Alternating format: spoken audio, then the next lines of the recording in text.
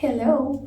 Hi guys, welcome back to my channel. One more video here. My name is Diana and today I would like to talk a little bit about all the changes that our bodies go through in this job as a flight attendant, which are quite a few.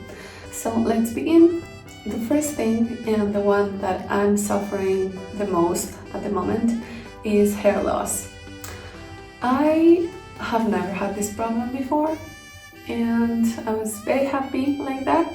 I have a lot of hair, as you can see. Hi! I could have hair for 2 heads actually.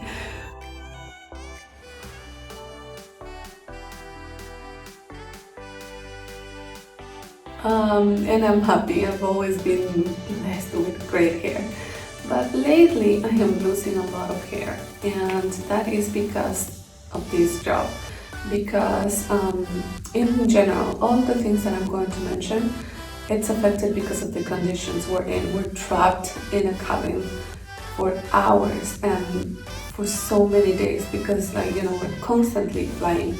So I don't know if it's even the altitude, but the air conditioning, just being there, trapped there with all the conditions. My roommates, they lose their hair as well. My friends, they talk about this because they are losing hair as well. The guys are losing hair as well. Also for us girls, our hair has to be tight. Our hair has to be in a bun. So very tight. And then on top of that, we have to put a lot of products to keep it nice and clean and tight. And for me, for example, if I do the bun, it's not as easy as what I'm doing now, but I do a bun and look how big the bun is. And it has to be a lower bun, so it's actually too high. So all that weight that I have to be carrying all day, it is also painful because I get headaches when the flight is too long, and I cannot take it off. And that's the one thing that I love the most about reaching either the hotel room or my place, to remove all the things that I have going on there. Number 2 will be skin problems. Thankfully, I don't suffer from any skin problem or any major skin problem. Of course, I have pimples from time to time. It depends on the month, and it depends on how many chocolates I've had that month. But it's very rare actually. But there are people that are very sensitive when it comes down to skin. So for them it affects, especially they have rashes in the face, like reddish, or they get acne. And that's also why airlines, at least mine, and I know a lot that they do, they care about your skin when you go for the interview for the first time. So if they see that you have any skin problems, it's hard for you to get the job. But that's the reason why, because they know that your skin condition is gonna get worse once you start flying. So they don't want to have that problem, because if people can see that you have a skin problem, you won't be able to fly. Just like that. I don't like where this is going. And it has nothing to do with you, your performance is all good. But if you have a skin problem, you cannot fly. Number 3, dry skin. So we're staying with the skin topic. It gets to the point where you have cuts and it's so dry. Actually, right now, even though I haven't been flying, I still have very dry hands. And so, for a flight attendant, our best friend would be a hand cream. We always have one of these in our pockets. And also, we're lucky that we can collect hand creams from all the hotels we go to, because we all get very dry skin and dry elbows, so we have to keep them hydrated and drink a lot of water. And also we have to wash our hands very often, and especially now with COVID-19, we wash our hands like crazy.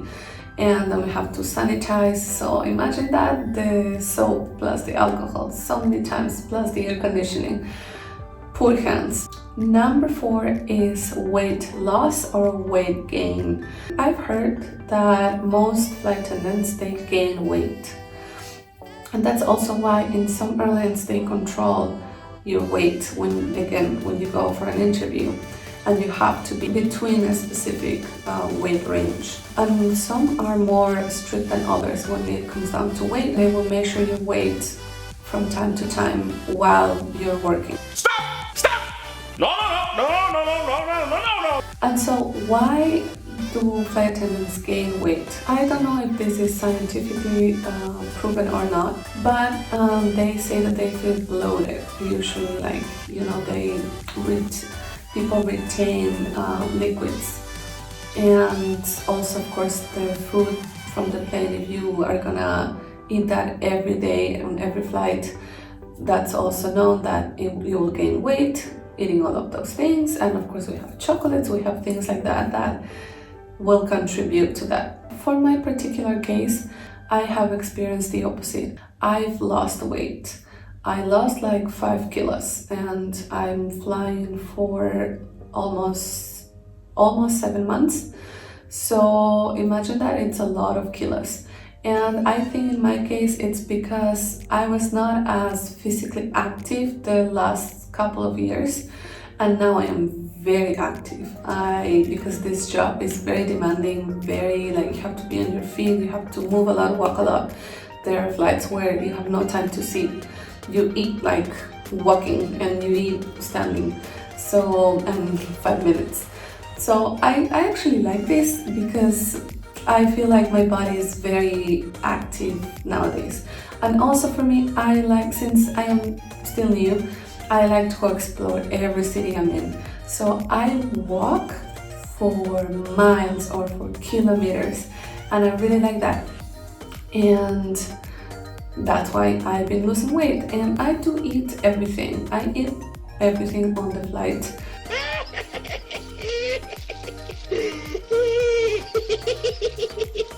I don't carry my own food because there's a lot of restrictions on what can you carry, what can you not, and you cannot warm your food in the same oven that the passengers' food. So it is a mess. So I prefer to just eat whatever I find on the plane.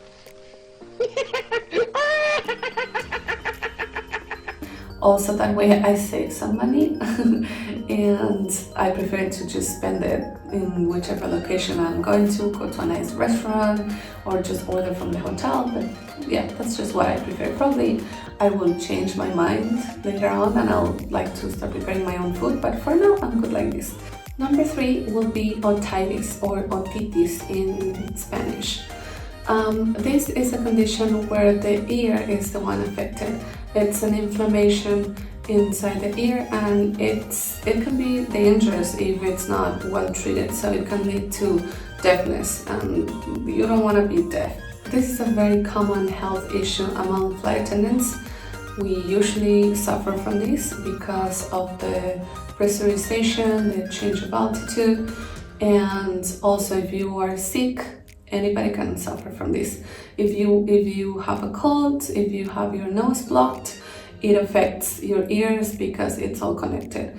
And on this I know a lot because I myself have allergies. I have this, I don't know how to say it in English, but in Spanish is rinitis. So in English, I don't know, rinitis? I don't know. I'll have to ask my accountant about that.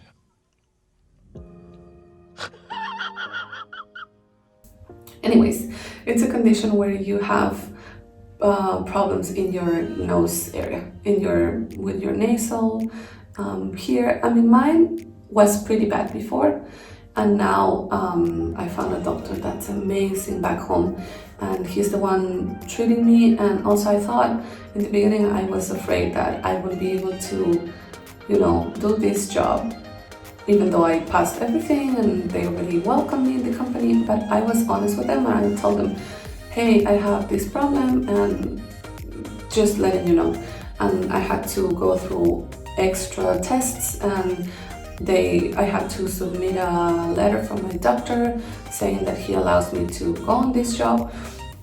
And thank God I haven't had any problems. I haven't been sick at all in these 7 months, even though it is easy to get sick because the changing in the weather, you go from a place that's very cold to a place that is very hot, and those changes and the air conditioning, it affects your throat, so it's easy to get sick. And it goes connected with the otitis. I suffered this when I was very young, when I was like, I don't know, like 7-8 years ago. My ear almost exploded inside. It was so painful, you have no idea. And we were doing a very short flight, like 30-minute flight. And thank God I found a doctor that looked after me, and he was a doctor specialized in pilots, so he knew exactly what I had. And because my problem wasn't a flight, not because I'm a pilot or a flight attendant at that point, it was none of it. And he explained to me, like, you have to be careful because this is very, very dangerous. You can, damage it and there's no way back. And lastly, we have pain that we have from this job.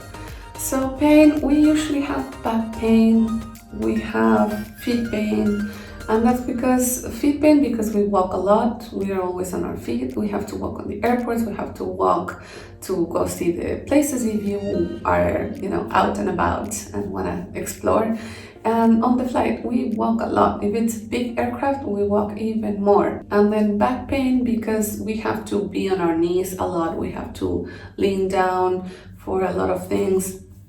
And we also have to carry like heavy things, and especially if you are in the kitchen, which is called the galley, you have to lift things and carry weight, so that affects, of course, your back. And of course, I was forgetting to mention the closing the overhead bins. And sometimes in some flights, passengers like to just give you their bags for you to put up there, and that is not our job. But sometimes if they are like elderly, or if they have kids, or sometimes if they just don't want to do it, someone has to do it, right? So those are the health problems that I came across today. Hopefully you enjoyed the video. Please, if you would like to see more videos like this, give it a thumbs up. And please subscribe to the channel.